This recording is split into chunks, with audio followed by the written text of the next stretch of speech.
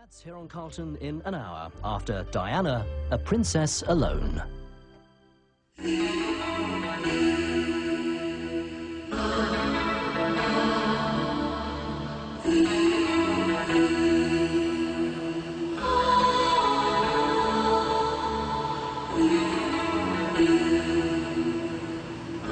London's Dorchester Hotel, November 1993. Britain's royal family arrive as the guests of Sultan Aslan Shah, the King of Malaysia.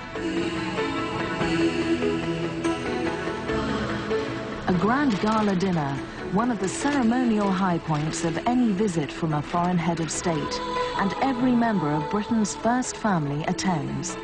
They arrive two by two, a succession of couples.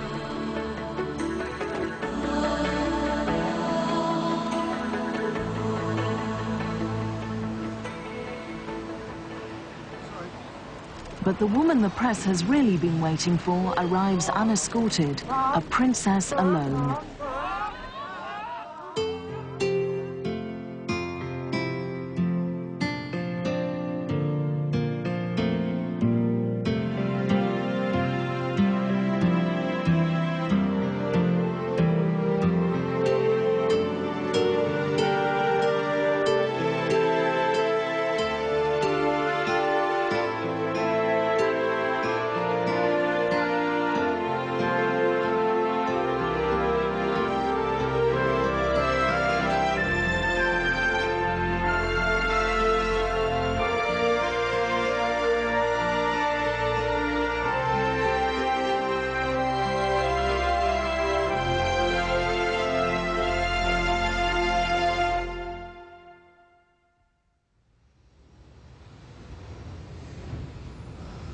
In the year since her official separation from Prince Charles in December 1992, Diana, the Princess of Wales, has carried out over 250 public engagements as a solo performer.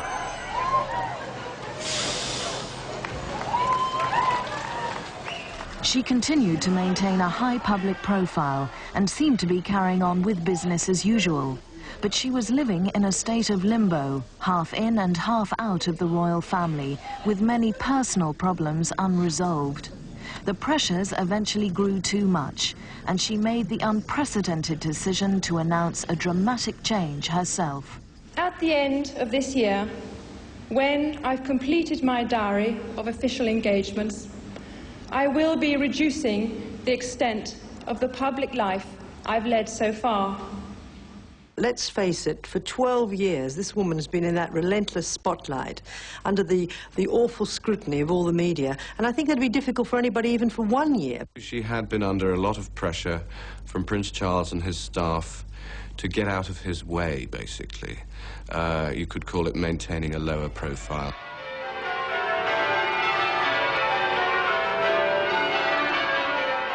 As the mother of an heir to the British throne, Diana can never be banished altogether. She's been seen at such family events as the summer wedding of Lord Linley, but always it's been without Charles. She's a lone figure, not yet divorced, prevented by both protocol and public opinion from appearing on the arm of a new man. Well, I think from a human point of view, it's very unfortunate that the princess, at least until she gets divorced, can't be seen on the arms of men friends. If the books are to believe, she hasn't had a sex life with her husband since 1987. We're talking of the world's most attractive woman in her early 30s.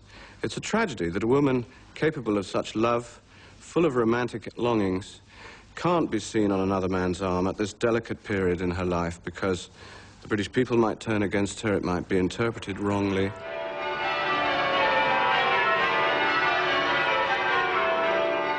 Another wedding brings hope that a commoner marrying into the royal family, this time Serena Stanhope, will have more success than her predecessors. Since the official separation, the Queen has been supportive to Diana, but it's been a difficult year. On the one hand, she's had to cope with extreme public adoration, whilst on the other, she's gone home to an empty house.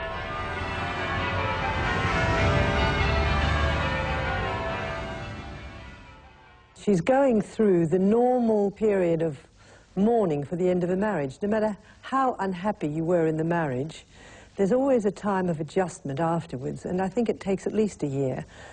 And so she has got to adjust to being a woman on her own, a suddenly single woman. London's Kensington Palace has been Diana's home for 12 years, but she now plans to move out. Known in royal circles as the Aunt Heap, it's a claustrophobic compound where she lives surrounded by royal neighbours. She can also never be sure that she's completely alone. She doesn't trust anyone. She thinks that the walls of Kensington Palace have ears. I mean, she doesn't quite know. I mean, all the bugging that's gone on. I mean, none of us quite know how it happened, and she certainly isn't sure, so she feels uncomfortable. I mean, she has a lot of friends, but she trusts very few of them. But loneliness has been a part of her life for longer than anyone realised. The truth about the state of her marriage to Charles only became obvious for all to see in November 1992.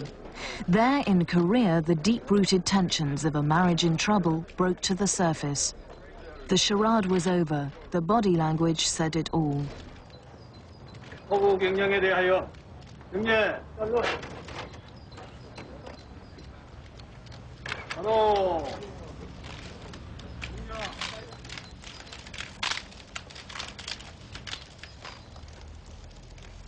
I think it was a situation that just couldn't go on any longer, because we saw when we were on tour with them in Korea that they just couldn't bear to be working together any longer. And after they arrived in Korea, and we saw what happened the first afternoon when they were there, we went back to our hotel, and I just said to all the other reporters with me, this is the last tour. They can't go on like this. And it was just obvious to all of us. And sure enough, it was the last tour. I mean, about 3 weeks later, the official announcement came.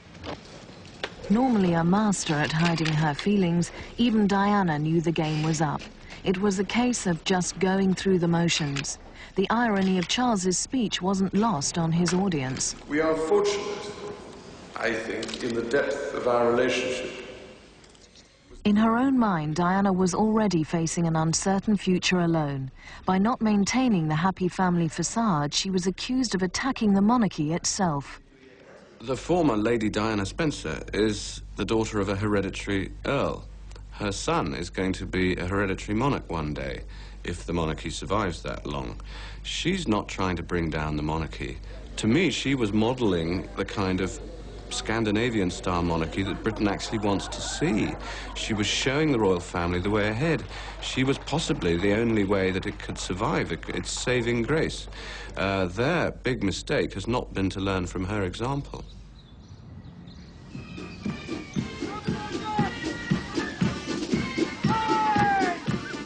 The ceremonial side of public life was something she grew to enjoy. She relished the opportunity of dressing up and performing for her audience.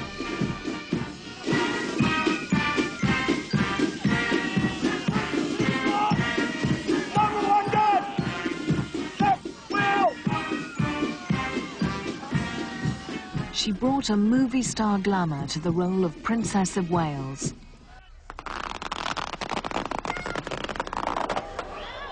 She created a mystique so powerful that her public is still unwilling to hear any criticism of her. The world's media has helped sustain her exceptionally high profile.